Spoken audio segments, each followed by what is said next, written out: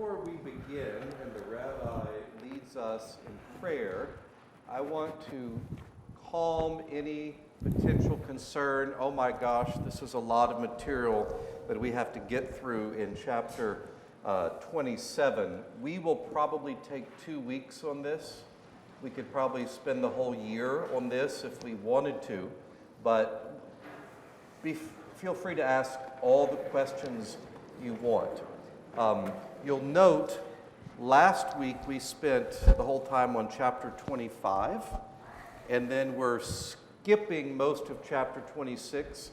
I'll summarize that for us, and then focus today on chapter 27. Would you open the prayer and start us out on a reminder where we were? Sure. The blessing. Baruch atah Adonai, Eloheinu melech haolam, asher kidshanu b'mitzvotav v'tzivanu la'asok b'divrei Torah. Thank you, God, for encouraging us, imploring us to engage with texts of meaning.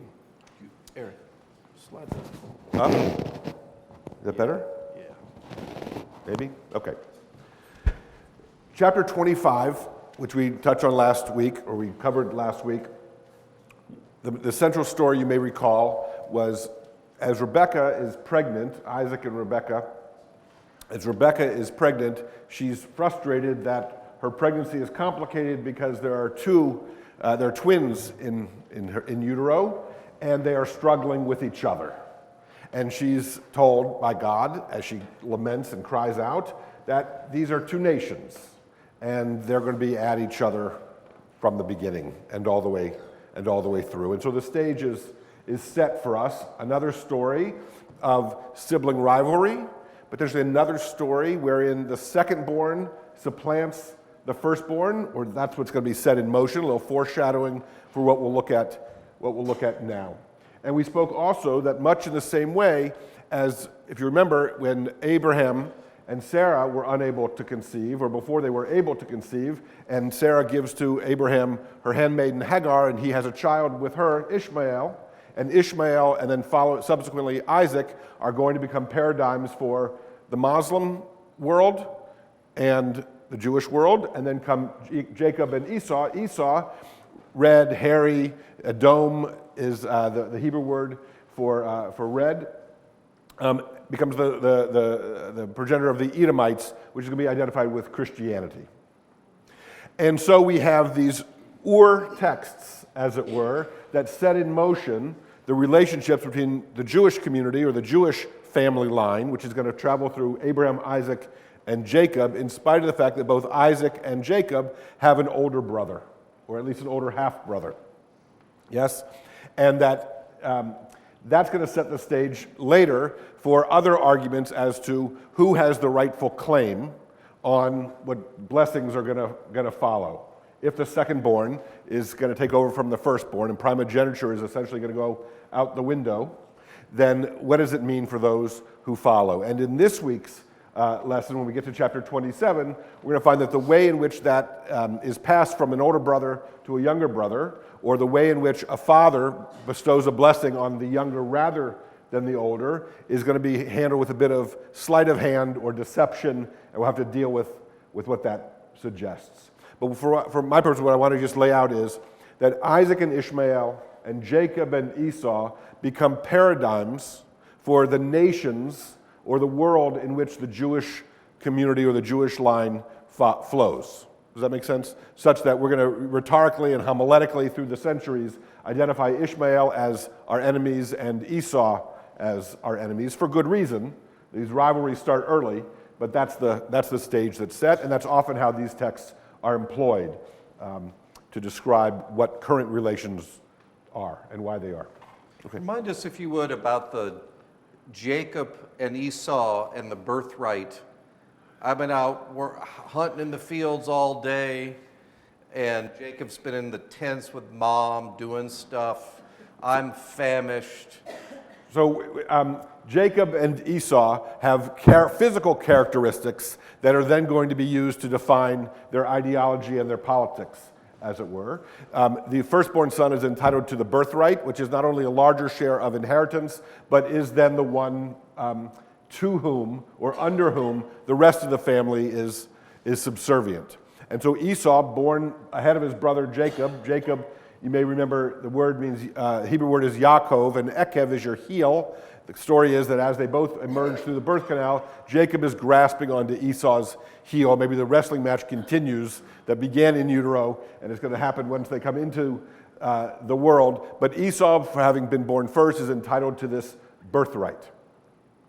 When that birthright is actually acknowledged or made real through a blessing, that's when the troubles really begin. Is that good?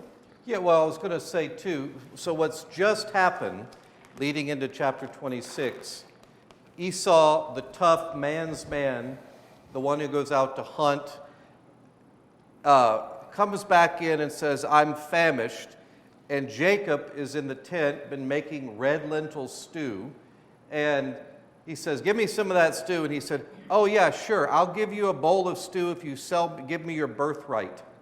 Whatever, stupid younger brother. You can hear the conversation happening. And fine, so this, I really get your birthright if I give you this lunch. Yes, give me the food now. And so Jacob takes through hard bargaining or manipulation or one brother to another, gets the official birthright. The story when we get into chapter 27 is that story happening in a different way as they're a bit older. So, that was chapter 25. Chapter 26, honestly, there are a couple important things, but it's one of those, that's the episode you kind of fast forward past if you're on a Netflix season here. So, Isaac and Abimelech. There was a famine in the land.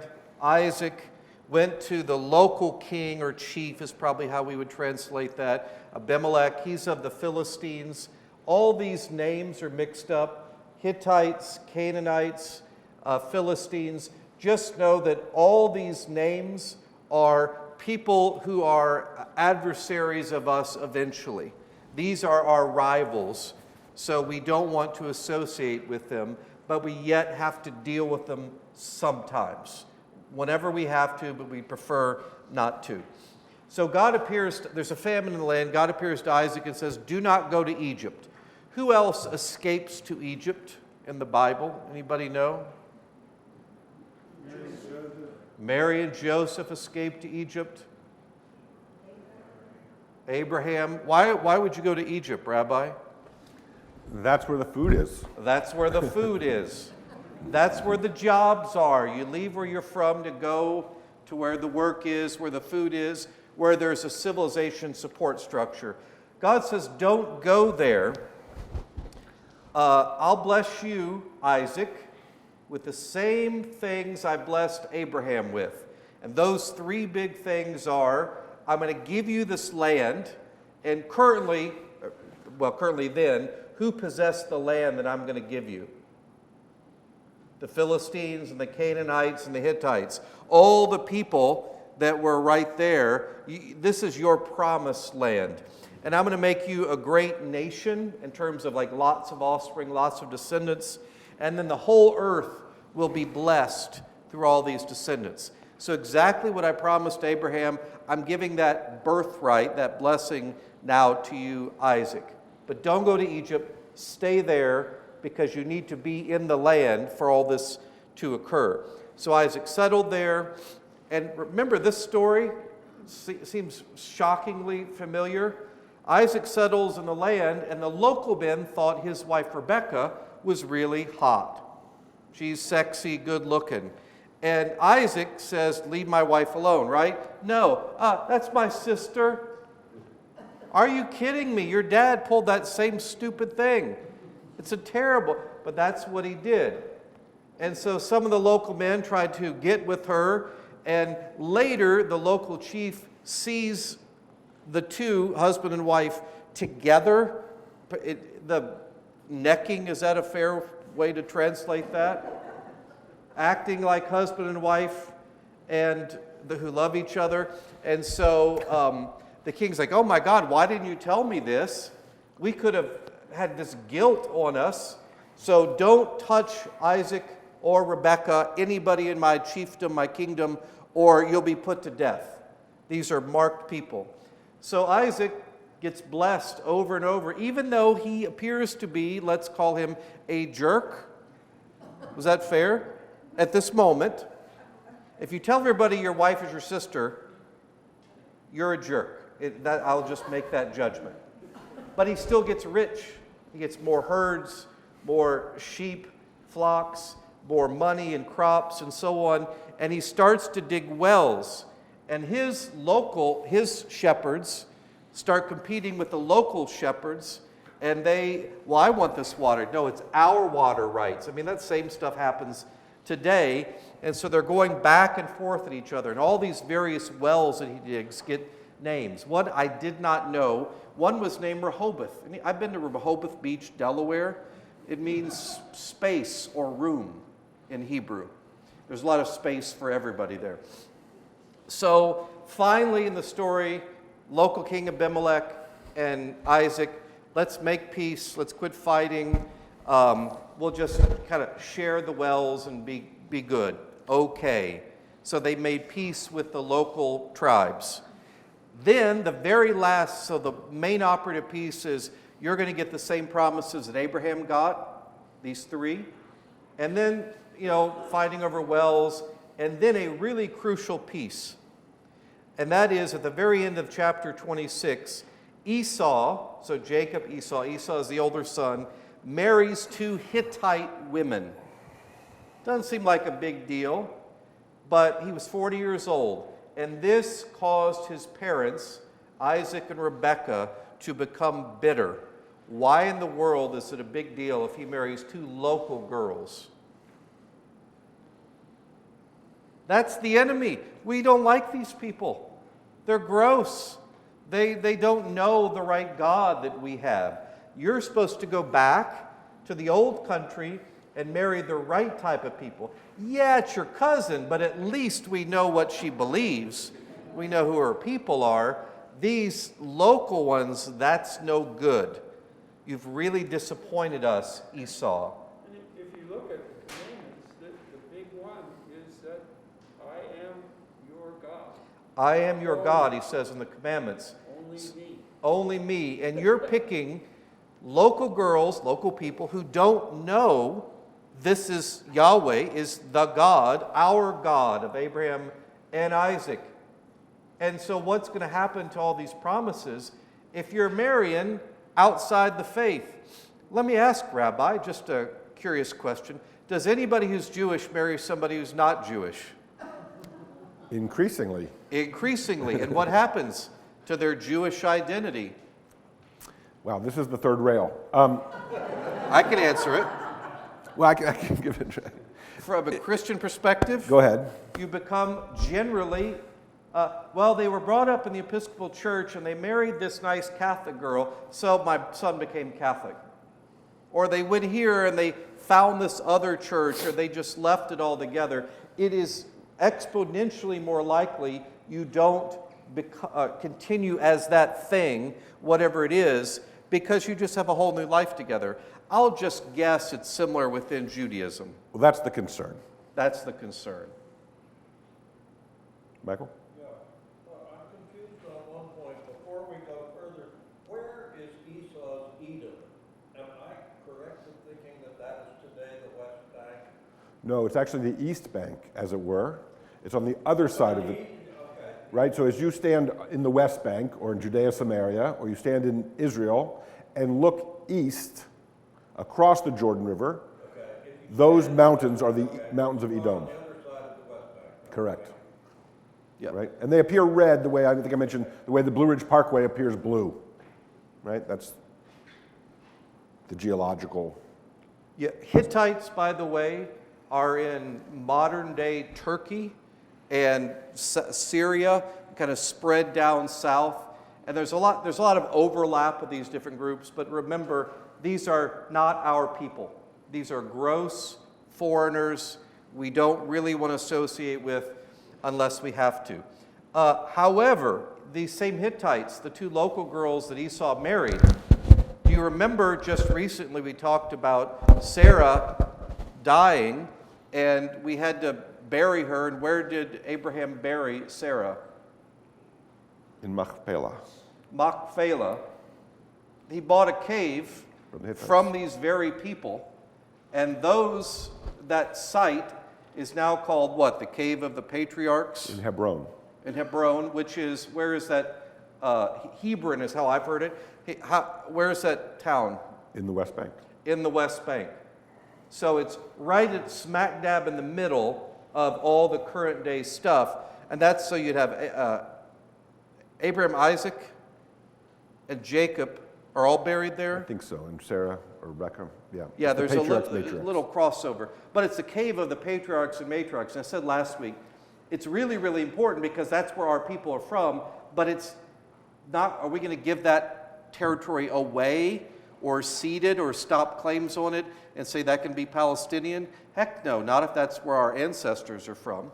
So this is all right in one little spot that we would now know as Israel.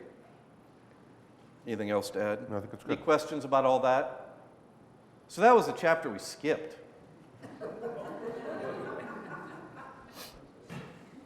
So let me ask you again, what are the three things God promised to Abraham?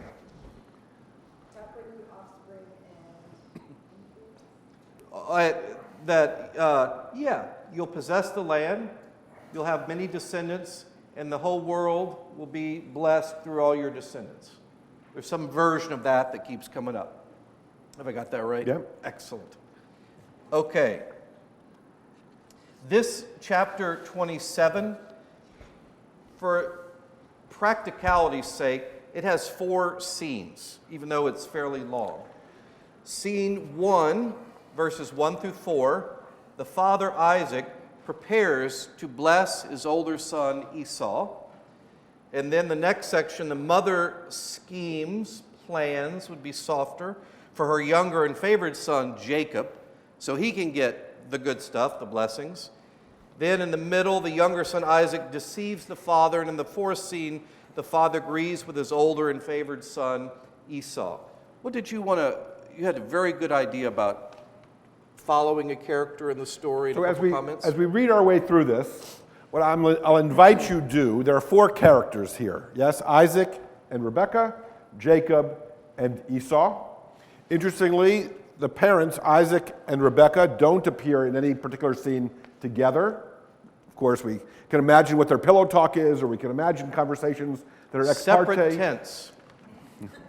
So when they would greet each other over breakfast, they might have had conversations about their children. Jacob and Esau don't, in this chapter, appear in the same scene. So we have Jacob and Isaac and Jacob.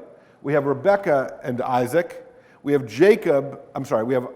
Isaac and Esau, right? But we don't have brothers and we don't have parents in the same scene. What I was suggesting to Jonathan is that as we read it, you might find it interesting to sort of follow one of these 4 characters, right? If we were to write the story, the midrash, or the background of what was motivating this particular character, how much did they know, or how much did they initiate, or what were they practicing by way of willful blindness, choosing not to see or not to acknowledge, how much plausible deniability does anyone particularly have in this conspiracy, as it were, to extract from Isaac the birthright blessing, which by rights should go to Esau.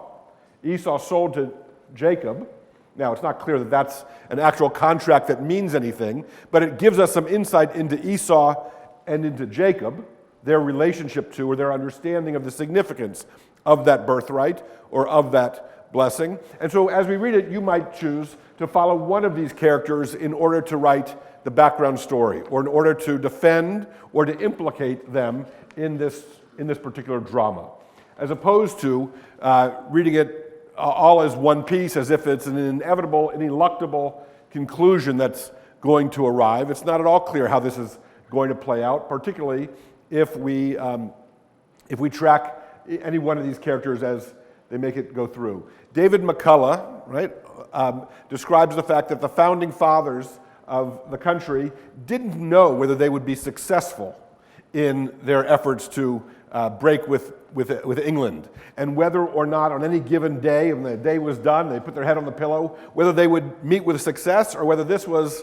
something that would blow up in their faces or end terribly badly. And the same thing I invite you to appreciate is this. We're obviously the omniscient narrator, and we know how the story concludes. But as we read it, it might be interesting to just follow Isaac, or just follow Rebekah, or Jacob, or Esau. Right? They're each complex characters that we don't have a lot of information about, but we all come from our own families, or we have our own families, and we know something about inner family dynamics, and they get played out here as well.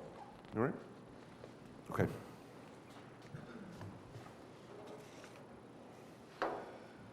When Esau was 40 years old, he married Judith, daughter of Beri the Hittite, and also Basemath, daughter of Elon the Hittite. They were a source of grief to Isaac and Rebekah. When Isaac was old and his eyes were so weak he could no longer see, he called for Esau, his older son, and said to him, "My son, here I am," he answered. Isaac said, "I'm now an old man and don't know the day of my death. Now then, get your equipment, your quiver and bow, and go out to the open country to hunt some wild game for me. Prepare me the kind of tasty food I like and bring it to me to eat, so that I may give you my blessing before I die." Now Rebekah was listening as scene 1 ends. Scene 2 starts. Now Rebekah was listening as Isaac spoke to his son Esau. When Esau left for the open country to hunt game and bring it back, Rebekah said to her son Jacob, "Look, I overheard your father say to your brother Esau, 'Bring me some game to prepare me some tasty food to eat, so that I may give you my blessing in the presence of the Lord before I die.' Now, my son," she said, "listen carefully and do what I tell you.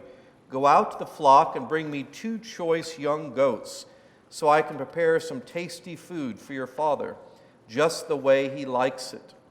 Then take it to your father to eat, so that he may give you his blessing before he dies."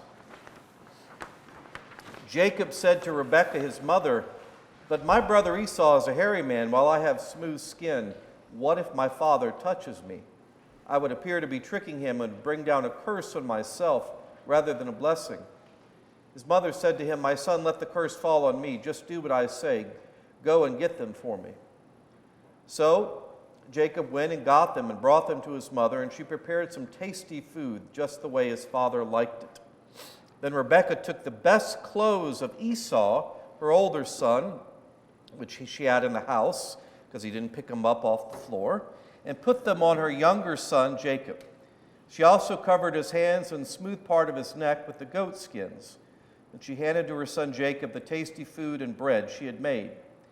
He went to his father and said, "My father." "Yes, my son," he answered. "Who is it?" Jacob said to his father, "I am Esau, your firstborn. I have done as you told me. Please sit up and eat some of my game, so that you may give me your blessing." Isaac asked his son, "How did you find it so quickly, my son?" "The Lord your God gave me success," he replied. Then Isaac said to Jacob, "Come near so I can touch you, my son, to know whether you really are my son Esau or not." Jacob went close to his father Isaac, who touched him and said, "The voice is the voice of Jacob, but the hands are the hands of Esau." He did not recognize him, for his hands were hairy like those of his brother Esau, so he proceeded to bless him. "Are you really my son Esau?" he asked. "I am," he replied. Then he said, "My son, bring me some of your game to eat, so that I may give you my blessing." Jacob brought it to him, and he ate. He brought him some wine, and he drank. Then his father Isaac said to him, "Come here, my son, and kiss me." So he went to him and kissed him. When Isaac caught the smell of his clothes, he blessed him and said, "Ah, the smell of my son is like the smell of a field the Lord has blessed. May God give you heaven's dew and earth's riches and abundance of grain and new wine. May nations serve you and peoples bow down to you. Be Lord over your brothers. May the sons of your mother bow down to you. May those who curse you be cursed, and those who bless you be blessed." After Isaac finished blessing him, and Jacob had scarcely left his father's presence, his brother Esau came in from hunting. He too had prepared, that's the next scene just started. He too prepared some tasty food and brought it to his father. Then he said to him, "My father, please sit up and eat some of my game, so that you may give me your blessing." His father Isaac asked him, "Who are you?" "I'm your son," he answered, "your firstborn Esau." Isaac trembled violently and said, Who was it then that hunted game and brought it to me? I ate it just before you came, and I blessed him, and indeed he will be blessed." When Esau heard his father's words, he burst out with a loud and bitter cry and said to his father, bless me too, my father." But he said, "Your brother came deceitfully and took your blessing." Esau said, "Isn't he rightly named Jacob? This is the second time he has taken advantage of me. He took my birthright, now he's taken my blessing." Then he asked, "Haven't you saved any blessing from me?" Isaac answered Esau, "I have made him lord over you and have made all his relatives his servants, and I have sustained him with grain and new wine. So what can I possibly do for you, my son?" Esau said to his father, "Do you have only one blessing, my father? Bless me too." Then Esau wept aloud. His father Isaac answered him, "Your dwelling will be away from the earth's riches, away from the dew of heaven above. You will live by the sword and you will serve your brother, but when you grow restless, you will throw his yoke from off your neck." Esau held a grudge against Jacob because of the blessing his father had given him. He said to himself, "The days of mourning for my father are near. Then I will kill my brother Jacob." When Rebekah was told what her older son Esau had said, she sent for her younger son Jacob and said to him, "Your brother Esau is planning to avenge himself by killing you. Now then, my son, do what I say. Flee at once to my brother Laban in Haran. Stay with him for a while until your brother's fury subsides. When your brother is no longer angry with you and forgets what you did to him, I'll send word for you to come back from there. Why should I lose both of you in one day?" Then Rebekah said to Isaac, "I'm disgusted with living because of these Hittite women. If Jacob takes a wife from among the women of this land, these local girls from Hittite women like these, my life will not be worth living."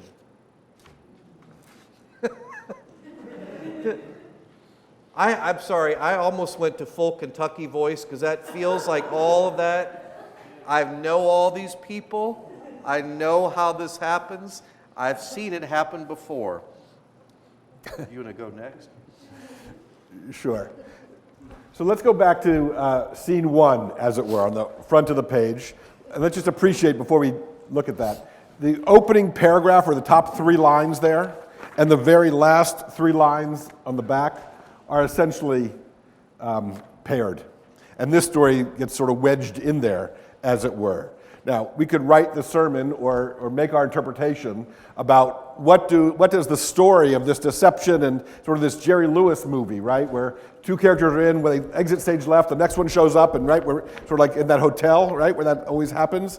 But what is it, this bracketing about these wives that Esau has taken, which give his parents such grief, and then the concern stated at the very end that should Jacob do the same thing, that much like she was saying, Rebekah was saying when the boys were in utero, for why do I exist, right? My life won't be worth living. So that's interesting enough, particularly if we appreciate that the concern of marrying outside the faith or marrying from a different culture or folks from the wrong side of the tracks or whatever it is that we don't want our children to fraternize with those others because, those folks are nice too and you could fall in love and then we don't know what happens to our family. What insight that provides us with regard to this deception that takes place. And we might look, if we think of it in terms of theology, the concern is that they believe the wrong things or they worship the wrong gods, or they don't worship and believe as we do, the way in which God shows up, or at least is referenced in this story. So, for instance, between scene 1 and scene 2, at the end of the paragraph where it begins, Isaac said, I'm on the first page, the end of that paragraph, that I may give you my blessing before I die. That's what Isaac says to Esau, go get this game, that I may give you the blessing before I die. And when Rebekah relates to Jacob, what Isaac has said, she adds something to that, right? That I may give you my blessing in the middle of that next paragraph, that I may give you my blessing in the presence of the Lord before I die. So maybe there's something to be understood with regard to what it is that Esau believes by way of worshiping God, or having deviated from the God of Abraham, Isaac, and later Jacob. And and we could make something of that, perhaps. Right? We also could look at just the beginning description of Isaac in that second paragraph, or that second couple of lines of the first page.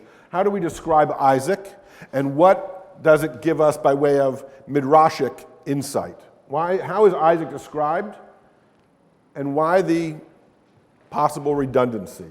How is Isaac described there? You see that? Yeah. He's old, is essentially blind. His eyes were weak, so weak that he could no longer see. Right?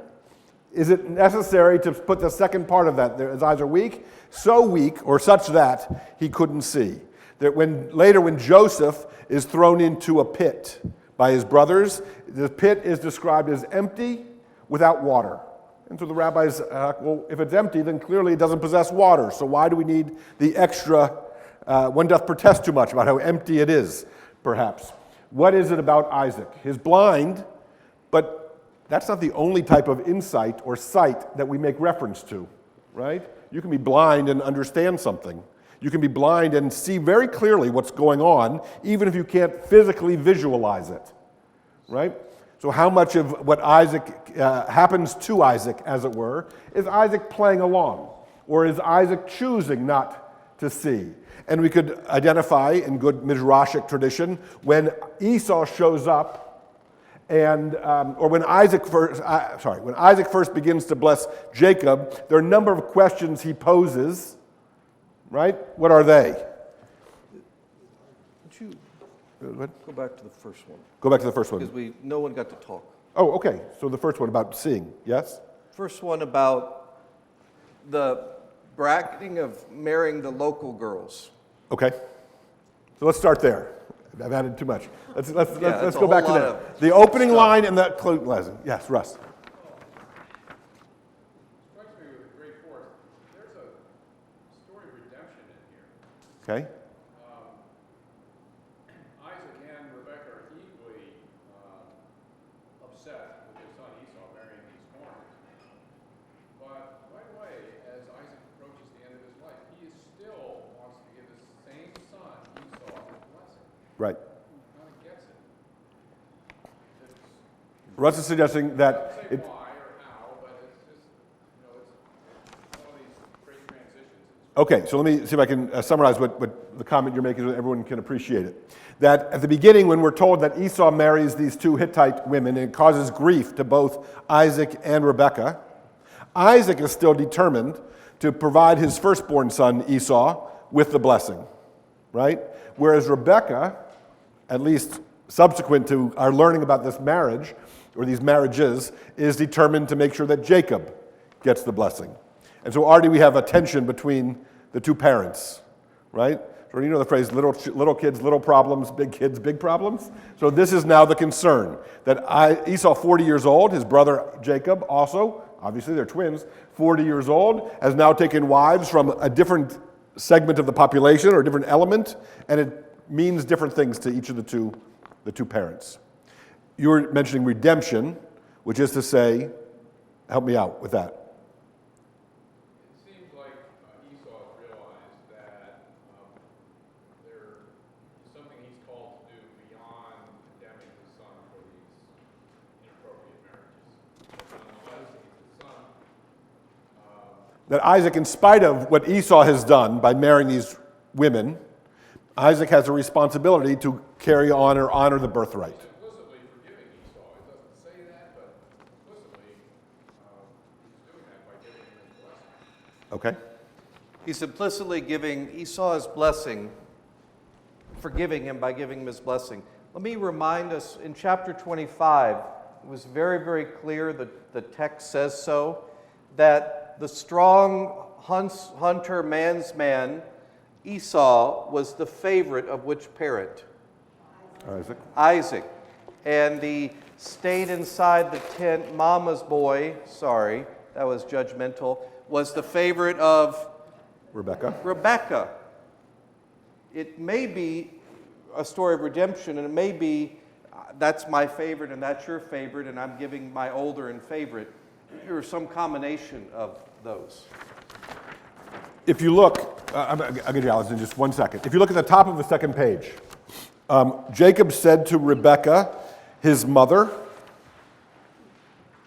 and then you look at the top of the last paragraph on the first page. Sorry, I'm going backwards. Now Rebekah was listening as Isaac spoke to his son Esau, and then later Jacob's going to speak to Rebekah, his mother. So there's already a suggestion that there's some alliances within the family, right? That never happens today, right? Right? Okay. Yes, Allison.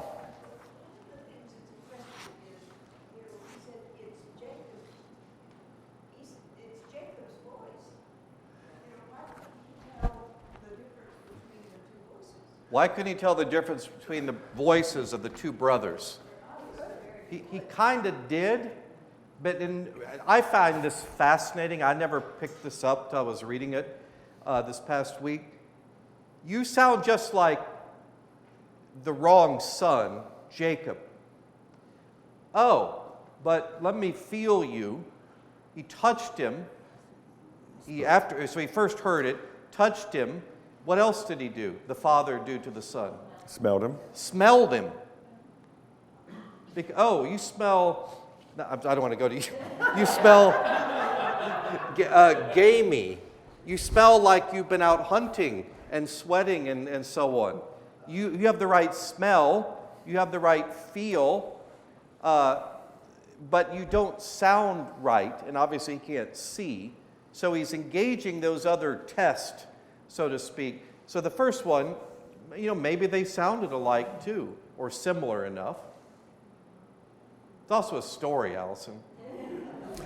However, that particular verse, the voice is the voice of Jacob and the hands are the hands of Esau, is a very powerful verse that over the centuries the rabbis have identified as really suggestive of all kinds of things, such as what, might you imagine? If your voice says one thing, words are one thing, deeds are another. Jim? He meant to do it. Who meant to do what? He meant to give the blessing to Jacob. That maybe it suggests that Isaac knew what was happening. He plays along, right? If you look at the middle of the second page, there are 3 times I've identified wherein Isaac seems to be incredulous, right? He seems to then look the other way, as it were, this blind father, or lets it pass. He says, he went to his father and said, "My father, yes, my son, who is it?" Well, he only has 2 sons, right? "Yes, my son, who is it?" And Jacob says, "I am Esau, your firstborn." Already then, right? Sort of belaboring that one doth protest too much, methinks, right? Not only is he Esau, he's also the firstborn. Certainly Jacob knows, Isaac knows which of his 2 sons was born first, which one of them is entitled to the birthright blessing. "I've done as you told me, sit up, eat my gain." Isaac asked his son a second question. "How did you find it so quickly, my son?" Doesn't seem to comport with what I would expect. Having sent you to the field, then you have to slaughter this animal and then prepare it. And yet, remember Rebekah told him to go out to the freezer and bring in something that we already have. And then come near to me so I can touch you to know whether you really are my son Esau or not. Jacob goes close. The voice is the voice of Jacob. The hands are the hands of Esau. Isaac did not recognize him, for his hands were hairy like those of his brother. So he proceeded to bless him, but asks, "Are you really my son Esau?" Right? So there's a suggestion that Isaac knew what was going on. Particularly if we want to let Isaac off the hook for being duped. Yep, 1, 2. Yep. When I read it, or when you read it, my thing was, it's like all of us, we believe what we want to believe. Right. We have doubts, but we either want to believe it or we want that outcome at the end, and we go through all these tests to a point when we can say, okay. Right. We want to believe what we want to believe, or we choose to believe what we want to believe. What? Is it confirmation bias? I'm trying to. Yeah, that's one of the heuristics, a confirmation bias, right? Or we just choose to overlook certain things. We know this. This is not meant to be a political statement other than to describe how political rhetoric works. That when we imagine, this is actually true, we imagine, we enlightened, open-minded, educated folks, that we gather information, weigh that information, and then come to our conclusions. But much more often than not, we have our conclusions, and as we gather information, we either accept it or reject it, depending upon whether it confirms what we already want to be true. Pick your candidate, pick your issue, right? The idea is we like to think we're open-minded. I read 2 different newspapers, right? So that I can have that much wider a perspective on the world around me. And I listen to both news channels because I want to make sure that I've gotten all the information. And yet, when was the last time any of us actually changed our mind in a significant way about a matter political or about our feelings about a candidate, right? Because, or about people in our own family, right? We choose to believe what we want to believe. That's absolutely a human foible or an intellectual trap that we fall into. A feature rather than a bug. Right, it's a feature of the human mind. Yeah, Jeffrey. So, forgive me for going at it as a bug. In a more moral sense, God, has already punched Esau's ticket because of the decisions he's made about who he'll marry. And still God risks freedom with us. And our choice in freedom is to deceive. And that happens over and over again. Who, me? The apple? Me? No, her. Over and over. So human beings left to their own devices. I'm really coming off like a Calvinist now. Can you summarize this Calvinist stuff? Jeffrey's suggesting that that while God has determined things, we still practice deception. We human beings. We have free will, and we have the freedom, therefore, to deceive or to lie or to fool ourselves, right? Who's the easiest one for any one of us to trick or to fool?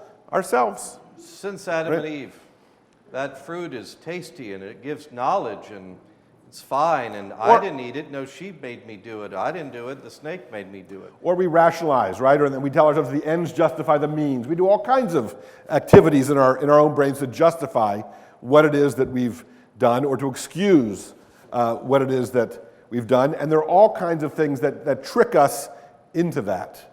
Augustine would say that all deception begins with self-deception. It is the Augustine would say all deception begins with self-deception. That's pretty good. It sounds very Buddhist also, by the way. Yeah. Margaret?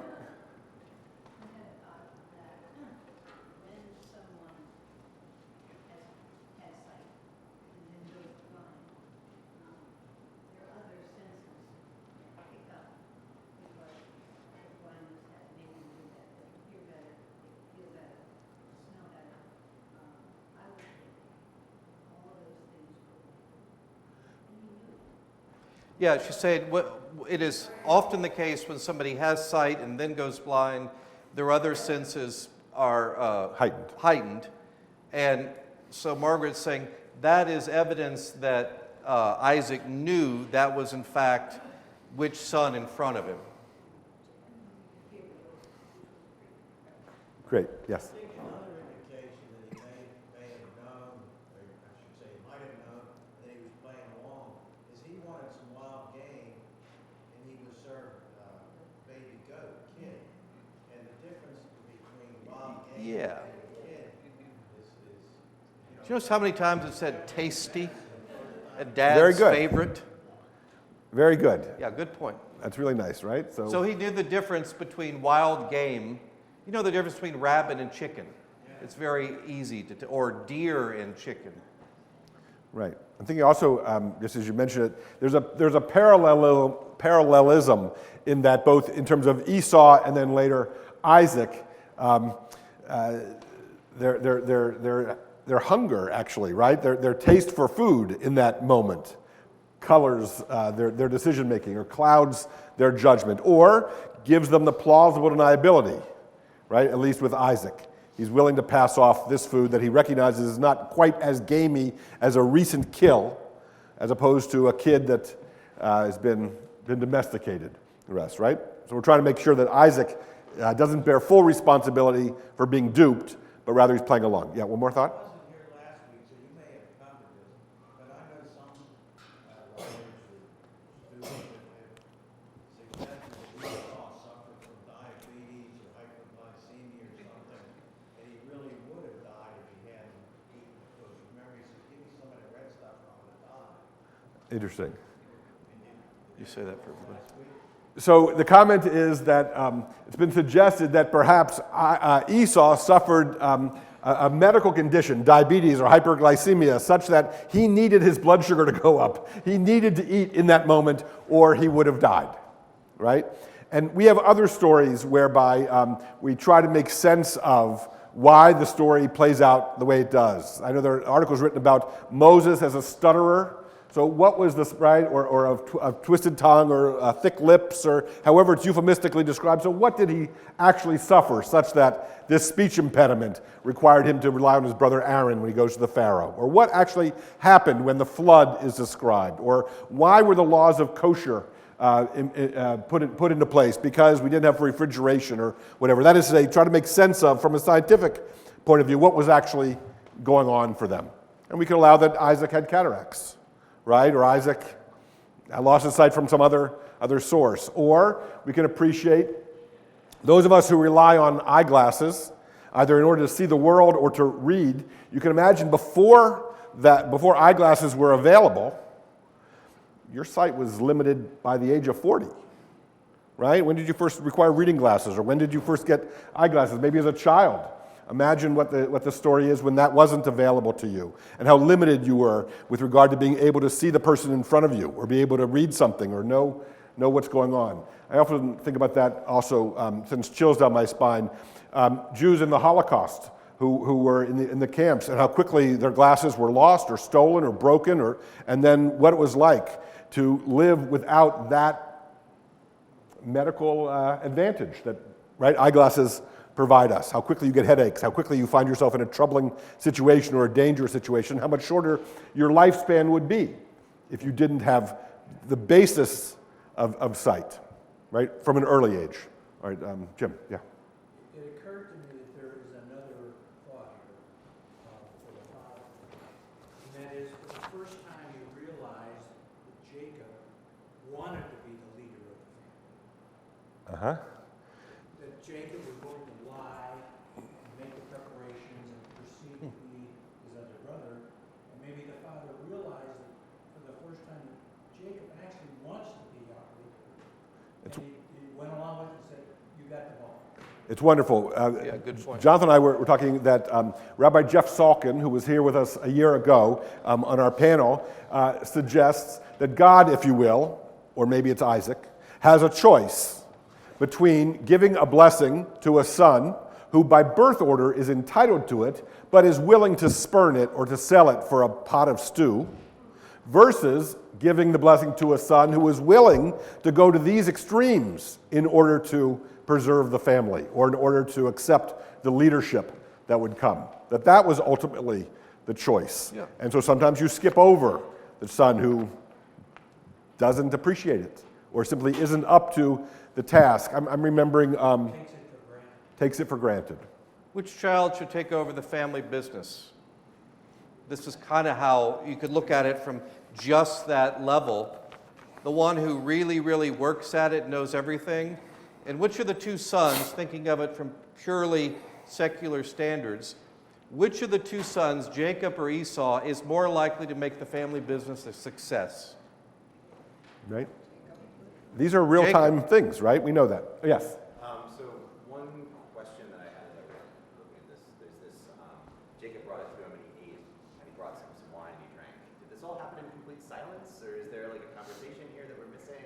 Like, So that's the invitation to put together that conversation. Yeah. I mean, there's clearly something that we're missing, right? There's clearly something going on. It's not the first time the father has met his sons or has a sense of who they are.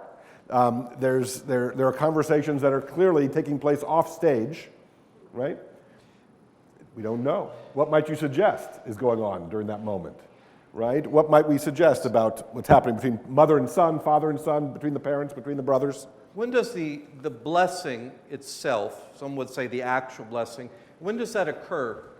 After he smells, he says, "Come kiss me." After he smells it, that's how I first thought about it. The blessing is the whole ritual act. It's the whole meal. So even preparing the meal, eating the meal, presumably they're talking. It's not just in silence. We have no idea what they talked about. This is really good stew or whatever. And then there are the words, and he kissed him. So there's this transmission, this interaction of all these things taking place. That's the ritual blessing that is occurring, which is a very normal thing. Are there any ritual meals, Rabbi, within Judaism? Certainly, right? The Passover Seder, you can argue that the Shabbat dinner each week, yes, gathering around a dinner table. Our Eucharist is a ritual meal. So where's the actual consecration occur? When is it not just bread and wine, but the real, it's the whole thing. I mean, yeah, I guess there's a moment, but if you just have the moment, you miss the point. The whole thing itself is the blessing. The whole thing is the Eucharist. And just like that, it's the meal, it's the time together, it's the kiss, it's the words, it's this interactive event. And all of that is conveying our family history being passed through you effectively. Nancy. So Esau prepared the whole meal, and that was that whole event. Rebecca prepared it for Jacob. He didn't do it himself. So Rebecca gets some of the blessing. I mean, he wasn't part of the initial whatever. I guess, so the question is, Rebecca prepared the meal, not Jacob, but Esau was out preparing the meal. I mean, it is like a play.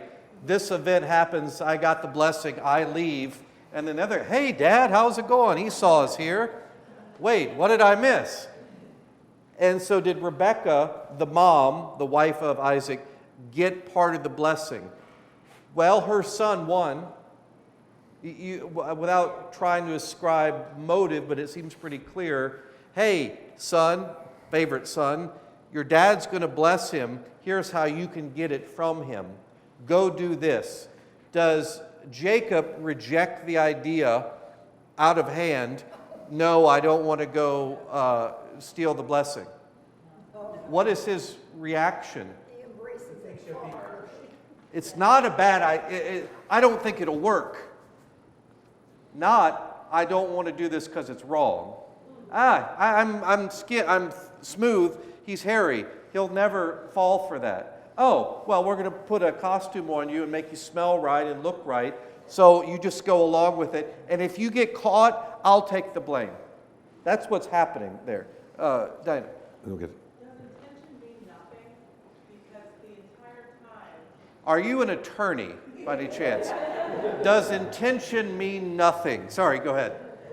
Yes, I am an attorney. And I mean, Isaac is clearly blessing who he thinks is Esau. And he says, the smell of my son. He feels him, and then knowing that that's what he told Esau to do, go out with his game, prepare my favorite meal. All of that, to me, shows that Isaac thinks that this is Esau, and therefore he is blessing Esau. How does Jacob then get that blessing? Fascinating. So all the attention of all those, the smell, the feel, that's evidence that Isaac thinks he's blessing Esau. So is that what you said? Yeah. So how does Jacob then steal that from him? Good. We're going to leave that for a moment. I got to go. Yeah, but go ahead, please. We'll keep going next week and the week after if we need to. Thank you all very much. Go ahead.